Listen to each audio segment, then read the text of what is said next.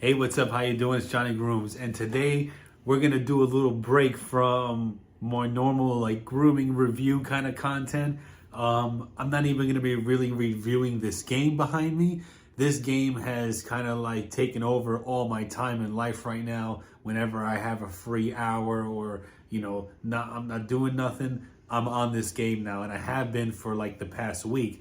The game in question is Elden Ring. Elden Ring is a damn near perfect game. It's an open world, free roaming, medieval style kind of game. You got classes, you can be a mage, you could be a knight, you could be a thief. You can even be a class called a wretch that starts with just a club and a loincloth.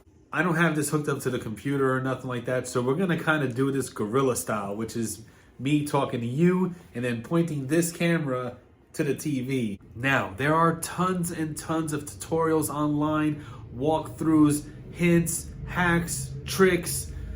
They call it the cheese method to beating some of the bosses where you don't have to actually fight them. You could just, kill them and get their loot and stuff like that. But I followed a quest line, right, for this item to get to this spot here, which is where you farm runes. Runes are a currency in the game that you can use to level up your character. And you kind of want to level up to be able to beat some of the tougher bosses or even just the tougher mobs in some of the areas in the game. If you're too low level, you get one-shotted and then you have to restart everything. That's another thing. When you die, right, everything you've killed respawns. So you kind of not want to die. That is a double-edged sword feature in this game. I'm telling you right now, it's pretty awesome because no matter how many times you kill a group of mobs, every time you rest and you die or rest at a rest point, they respawn. That's good for farming items and farming money. Another great thing I like about that is when you get stronger and you want to test out new spells and you want to test out new weapons, you can go to a lower level mob area where you know you're not going to die, and you can test all the stuff that you got and get familiar with it so you can use it more effectively in a much harder setting. That's why I like that feature. What we're here to talk about today is this item right here. This item took me hours to get. Hours. And the quest is not even that difficult. When you first start the game and you go out into the world, there's a guy, forget his name. He's got a mask. He's got a bloody hand. And he talks to you about being maidenless in the game. And then you go on and you venture through. Now, after you beat the first main boss in the storyline, you talk to him again and he tells you gotta beat Lord Godric. Lord Godric is like the second big boss in the game, in the storyline. So, you have to go do that. You got to go beat Lord Godric. There's a trick to beating Lord Godric. There's many YouTube videos on how to do it. They do work. The key thing is that rot hound. You have to get the rot hound to summon it so we can stack the poison onto the boss to kill him. There's guides. Go check it out. I'm not going to go over it. If you really want to know, I have a TikTok. I uploaded that video on my TikTok. Maybe I'll do it here. I don't know. He's not that hard of a boss once you do this method. It's really easy. That's not the hard part. Even if you don't have the rot hound and you got to fight this guy, it's not really the hard part. It's one fight. You learn the mechanics. You memorize what the boss is going to do at what times. You block, duck, roll, do what you need to do to not get hit, and you chip away at the health. And that's the same thing with all the bosses in the game. But the hard part about getting here and getting that item that I put up earlier was getting to the last part of the quest. And no guide online warns you about this. I have watched a whole bunch. I was up to 3 a.m. trying to figure out how to get this item. No guide online warned me, told me how this was gonna go. So I'm gonna tell you how exactly my experience was getting the blood-soaked cloth to get that item, because that's the last part of the quest to get that item. Everything before that, easy. He gives you bloody fingers, which essentially is that you have to PvP somebody for 3 attempts. It doesn't matter if you win or lose. It's as long as you make the attempts. It doesn't even matter if you disconnect. I used one of the bloody fingers and I was fighting somebody and we disconnected and the match was over and I still got credit for it. So it doesn't matter as long as you use the fingers. You go back to the guy. He gives you a cloth, a clean cloth, and he says, I need it soaked in maiden's blood. So you have to find yourself a maiden, right? Sounds easy. I Googled how many maidens there are in the game, and I did not get a lot of results. I didn't get any clear results. I just got the result of you can use any maiden's blood, but the closest maiden to where you're at, to where the guy is in this nearby church, which is not nearby at all. At all. It's not nearby at all. Okay, like I said, we're doing this guerrilla style. So this is where you first come out in the game. This is exactly where it is, called the first step. There's the church where you get the summoning bell, right? So you have to make your way all the way through here, then over here, Stormhill Shack. Then you mount on your horse, go all the way over here to Castleward Tunnel, and that is where you fight the first boss. There is a cheese way to beat Margaret, which uses the jellyfish. You let the jellyfish poison Margaret, and then you run in a diamond formation on the bridge, and you let the health chip away until Margaret's dead. Once Margaret's dead, then you get access to Stormvale. When you get to Stormvale, do not take the main gate. Listen to the dude on the inside. He's going to tell you where to go, and it leads you to the other outside. You get through Stormvale. You have to fight your way through.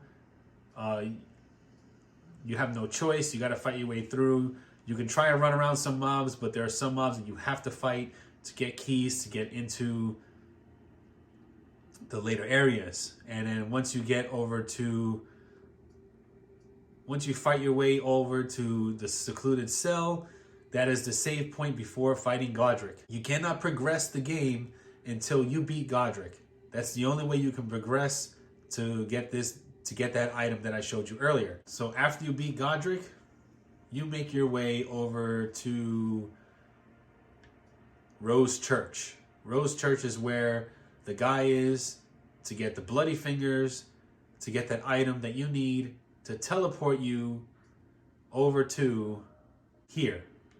And here is where you get that chicken to farm for a ton of runes. You get 12,000 runes a kill. And you just reset, kill them. That's the rune hack. But to get here was the pain in the neck. Hey, we're getting off track. He's going to be standing here after you kill Godric. Right? Now, after you do the PvP side, and you use 3 bloody fingers, you come back here, you talk to him, he gives you the cloth. The closest maiden is right over here. The Church of Inhibition. That's the closest maiden. I marked it here. And I must have spent 2 hours straight spawning from here, trying to find a way to run over here through all of this, right? This is a wall. You can't do it. This is a high wall. You can't run this way. You can't run this way because this wall continues under those trees. So once you get to those trees, you drop down, you die. And then you have to respawn over here. So this is a whole trap right here. And then all along here, you can't get up there. It's a whole trap right here. It leads to this. This is how I found the Black Knife Catacombs.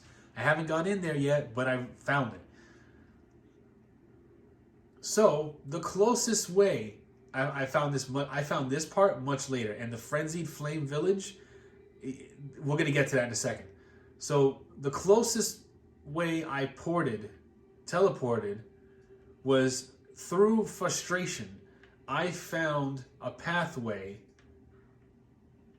I tried to go all around all of this. So I went down into the water and I ran along all of this. This took me 2 hours and I ran all the way around here, couldn't go up and around because the cliffs, they're too high. There's no way to jump. There's no air part to jump from. So I had to go all the way back around. By the time I had to go all the way back around. I did a lot of porting because I had all these things. So I ported to these areas right here because I was getting nowhere. I was running around, getting frustrated. I was getting nowhere. So I teleported here. I ran along here. I beat this guy, which was super easy. And you look at the map and you're like, oh, here's where I can cross, right? No, you can't cross here. There's no way. It doesn't connect. It looks like it connects, but it doesn't connect. So I had to go all the way down here, fall down here. I didn't die. I double jumped a lot with my mount. And then this is where I crossed, right here. That's where you cross. So I crossed there. You can't run this way. The cliffs are too high. So I had to go all the way around. And I got up through here. And then made my way all the way up the road. Avoiding everything in the area here because everything in the area here was too strong for me. It would have one-shot me. So I got over here to the Great Lip. This is where I thought I needed to be. When I first started doing this is where I thought I needed to be. So I got here to the Grand Lift of Dectus, right? To use this lift, you got to get 2 halves of a medallion. I didn't do it yet, but there is a grace site here, and that's where I got the grace site. So I saw online, right? Somebody said, get to this grace site, and then just go left and go up the hill. That's exactly the instructions that the guy said. He said, oh, just go up the hill and then go right to the church. And I thought, sweet, easy. This was at like 2 in the morning. I thought, I start here and I just mosey all down through here and then go up through here and around and easy peasy lemon squeezy. But no, not at all. Not easy at all. This whole area right here is under the watchful eye of that thing. That circle on the map right there. This circle right here, this circle right here is a tower. That tower has an eye, has like the eye of Sauron. And if he looks at you, you get madness. And when you get madness, you die. You take massive damage, you lose all your magic, and you die. So if he sees you, your madness meter fills up right away. And not only if he sees you, if any madness infected enemies are in the area, and if they see you, you get madness. So there's rats all over here that are inflicted with madness. And when they look at you, your madness meter goes up. It hits you. And then the rats come in and finish you off. So it took me another hour to figure out how to avoid this eye. And he only inflicts madness on you if you're in the line of sight. So you have to stealth walk through, hiding behind rocks, and make sure that you're not in the line of sight of this tower or else you're done. So right around here, there is a air jet that with your mount, you can do like a big super jump. You do a big super jump, and then you jump around right around here, and then you have to quickly find a rock or something to hide behind to obstruct the view of this tower, or else you're done. So what I did is I super jumped as far as I could from this eye, and I landed like right around here, but he can still see me. So I followed this all the way down, and this right here, it goes into a little ridge where you can duck behind, and you stay there until your madness meter goes away, and then you get to this grace point. That grace point is behind some rocks. If you move from that grace point, he sees you, and you get infected with the madness. So you let it die down, and then once it dies down, and he phases out, he phases in and out. But he phases in and out quick. So as soon as he phases out, you mount up and you bolt it. You bolt it to the Flame Village. Now, once you're in the Flame Village, you have to on your mount, run, don't fight anything around here. Run, avoid the rats there's a rat like right around here. There's a rat, and it's a big one. So it's a big rat that spawns little rats. So you have to run along here, along the inside of the wall. Don't go on the outside. I went on the outside. It was a big mistake. I got stuck. I died. It was awful. That was another like 20 minutes out of my time because I respawned over here and I had to stealth walk and run and hide away from the freaking eye just to get over to this area. So once I got to this area, I ran along the wall. Then there's another eye right here. So there's an eye here. There's another eye right around here. So as soon as you go this way, there's rocks and bushes that you can stealth walk underneath. As long as you're out of view of this eye, you'll be okay. So once that happens, you get around the ridge here, and then you're home free. Then you're home free. Then it's an easy ride over there to the church. But getting to the church to avoid these two eyes was horrifically hard. It was very, very hard for me. And then once I got into the church, there was a PvP guy there, and he was waiting for me. So as he was watching me come into the thing, luckily I ran and I touched the grace point before he killed me. So when I died, I resurrected right at the church, and the maiden is there. So once you get the blood-soaked cloth, then you teleport all the way back here, talk to the guy. Eventually he'll break your finger and then give you that item that you can use to teleport to this land right here. When you first get there and you want the farm spot, the famous chicken's farm spot, it's what I'm doing now, you have to teleport here, jump down through here, run along the wall, make a beeline for the blood, run along the wall, don't fight anything, and keep running along this wall, and then you get the grace point, and that's where we are right here. And you have to stand right here. This is where you have to stand. If you stand anywhere else, this won't work because the chicken will just run on the edge and look at you, and he won't jump down to his death.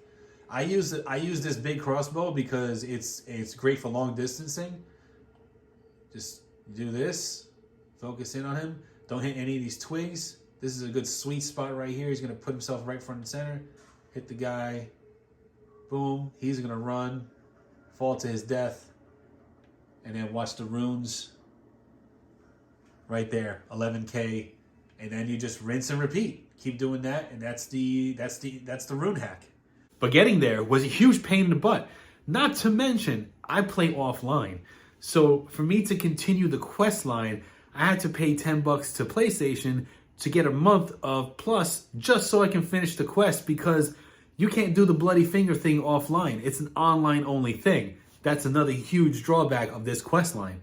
Now, there's other ways to get there, but all the guides online on how to get there without using the bloody fingers part of the quest, I could not follow them. They were just missing chunks of information. So my only choice of action was to pay $10 to get PlayStation Plus just to do the PvP part, so I can continue on this quest and get that medallion to teleport there to farm that chicken for runes. It was 3 a.m. and I was fuming, angry, so mad at this game. But at the same time, I love the game.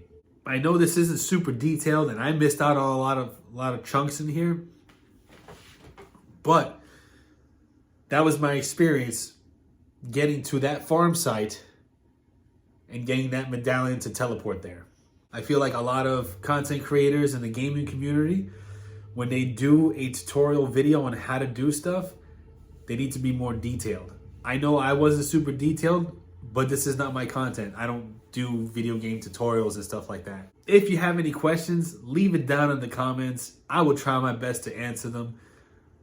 Hopefully to alleviate some stress for some people who are having a hard time getting to this area. It wasn't easy. It took me about 3 hours to do it. That's all I got for today on Elden Ring.